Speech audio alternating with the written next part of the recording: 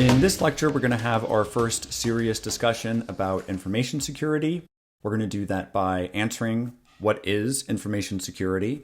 We are going to contrast the term information security with cybersecurity because there is a difference. We're going to talk about the CIA Triad and contrast that with the DAD Triad. And we are going to end by defining control and looking at types of controls. What is information security? In short, it is the protection of information's confidentiality, integrity, and availability. And we're going to look at specific examples of that in just a minute. Before we do that, however, I want to make sure that we understand what the difference is between information security, which you'll sometimes see abbreviated as InfoSec, and cybersecurity. These are overlapping terms. Information security is an umbrella term that includes cybersecurity. Information security is concerned with the security of all information, which includes electronic, paper, and oral information. Cybersecurity, on the other hand, focuses on digital information. And cybersecurity practitioners are primarily concerned with securing digital networks. That includes not only the data, but the associated physical infrastructure and the discrete IT systems that reside within that network.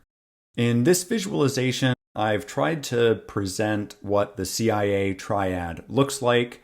Before we take a look at that, the CIA Triad, again, is comprised by confidentiality, integrity, and availability. When we preserve the confidentiality of data, it means that that data is accessed only by authorized personnel. When we preserve the integrity of data, it means that the data is accurate, complete, and tamper-proof. And when we preserve the availability of data, it means that the data is accessible when needed. A good way to really drive the point of the CIA Triad is to think about what the opposite would be. And the DAD or DAD Triad, I feel, does that well. The opposite of confidentiality is disclosure.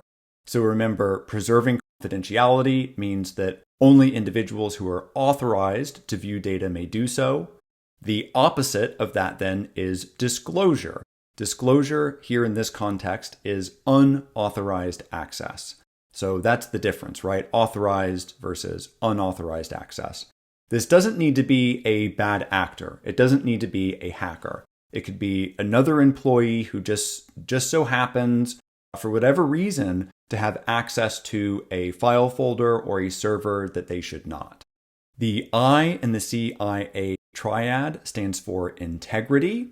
You'll recall that preserving the integrity of data means that that data is accurate, it is up to date, and it is tamper-proof. Well, the opposite of integrity is alteration.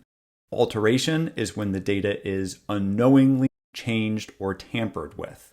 One thing that bad actors will do when they find their way inside a protected network is, after they have done whatever bad task they sought to do, on their way out, they will change the server logs.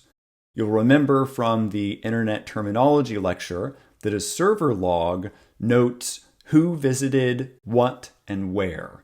And so, for example, if you're working from home, you're accessing company resources via a VPN, then when you log into that VPN, there's going to be a record on a centralized server that the company owns that's going to say that you logged in on this date at this time, and it may even say what resources you accessed, right? Did you look at video? Were you doing training? Were you working on some other files? Whatever. Well, bad actors on their way out after the damage is done, they will alter the web server logs, which means that that data no longer has preserved integrity. Finally, the A in the CIA Triad stands for availability. That means that we have access to the data that we need it. The opposite of availability is destruction. That data is lost. We're going to end this lecture talking about what a control is, and we're going to look at the three main types of controls that you will encounter.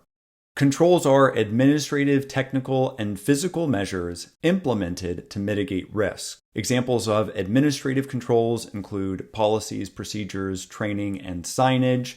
Signage being, for example, a big sign that says, "Don't take documents out of this room," or "No smartphones allowed," something like that.